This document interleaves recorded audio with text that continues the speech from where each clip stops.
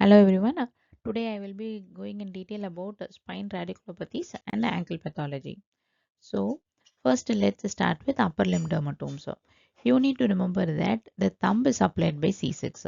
Sometimes all these gets confused. So these are certain clues. So this is how I remember. The thumb I visualize it this way and it is applied by C6. The middle finger is applied by C7. I imagine or I bending my middle finger at the interphalangeal joint such that it resembles a number 7. And the pinky finger is applied by C8, which I visualize by intertwining my pinky as well as the ring finger such that it resembles something like 8. So this is not exactly the pinky finger, but still an image to visualize and remember that it is applied by the C8 dermatoma. The trunk is applied by T4, umbilicus by T10 and groin is by L1. Okay. So coming on to the lower limb dermatomes. So let's start with L4 radiculopathy. Usually, when there is an L4 radiculopathy, how does it happen? It happens when the L4 nerve root which is coming between L3 and L4. So when there is a disc herniation at that site, then the L4 nerve is affected such that it will affect the knee extension. It will affect the patellar reflex. In addition to it, there will also be sensory changes like what? Pain, numbness or paresthesias in the anterior thigh and the medial leg.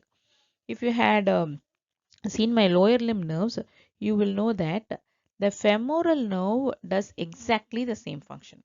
Like it is the one which is responsible for innervating the muscles which causes the knee extension and also for the patellar reflex and also for the sensory changes at exactly the same area.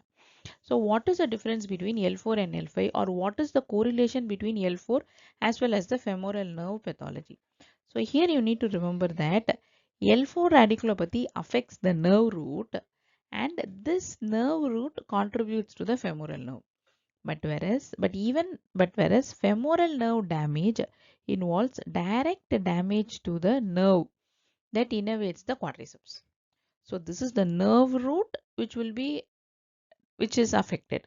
There the directly the nerve per se is affected. So even though the symptoms are similar, the reason behind it is different. Let's see about L5 radiculopathy. In L5 radiculopathy, it is mostly the caused due to L4 L5 disc herniation. When there is L5 radiculopathy, it results in foot dorsiflexion weakness. So they will not be able to dorsiflex the foot and it will result in foot drop. It Why this is because of the affected muscles which are supplied by the L5 nerve, that is the tibialis anterior as well as extensor hallucis longus. In addition to the affected muscles, it will also result in sensory distribution because of L5 radiculopathy. So now you need to know that the the symptoms of L5 radiculopathy almost closely resembles the one which is when there is deep peroneal nerve is injured. How? This is because the deep peroneal nerve is supplied by L4, L5, S1, S2. Out of that, L5 is the major contributor for deep peroneal nerve. Therefore, L5 radiculopathy as well as deep peroneal nerve injured will result in almost similar symptoms. Let's see about S1 radiculopathy. Here it is because of L5 S1 disc herniation. Fine.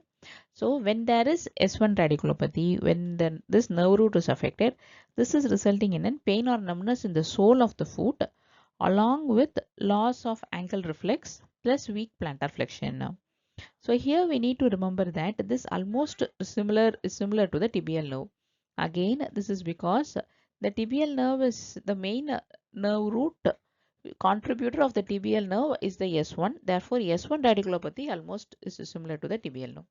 So this knowledge will be tested like a middle-aged female with a random leg sensory issues and the ankle jerk is reflex. Now the question will ask what is the nerve root which is responsible for this?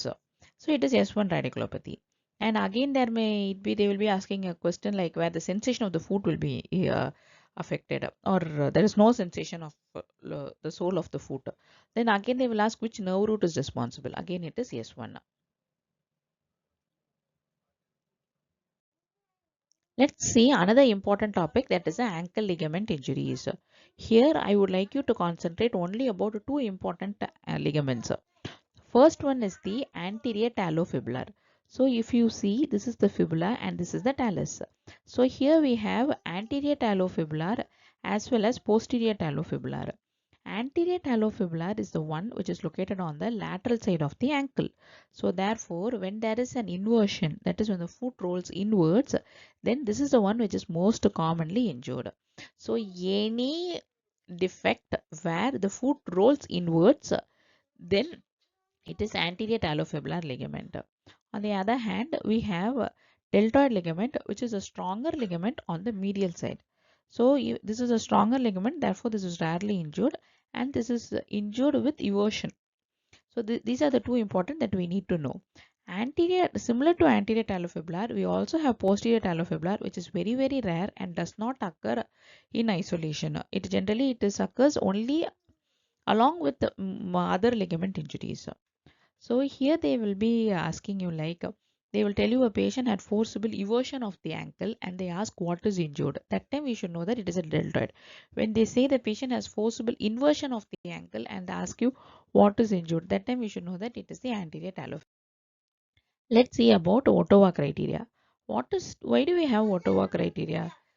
This is because the most of the ankle injury are associated with ligament injury. So to avoid unnecessary X-rays, we have this Ottowa criteria. What is the criteria? If there is pain in the malleolar zone, along with either posterior malleolar tenderness or tenderness at the tip of the malleolar or inability to bear weight, then they then the patient fulfills the Ottowa criteria and they can go for the surgery.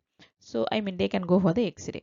Here this knowledge will be tested like, the patient comes to you and they have a rolled her ankle and they have a pain in the lateral ankle along with the tenderness posterior to the malleolus, but she can bear weight. So even though they can bear weight, when there is tenderness in the posterior malleolus, then it fulfills the Ottowa criteria and therefore the next best step is X-ray. So with this, we have come to the end of our class. So I have an announcement for you. I am starting my mentoring lessons for medical graduates and USMLE aspirants. If you like my videos and if you want to get mentored by me, either one-on-one or system wise or 2-3 systems, anything is feasible. You can send me a message in the comments. Looking forward to see you succeed. Have a good day.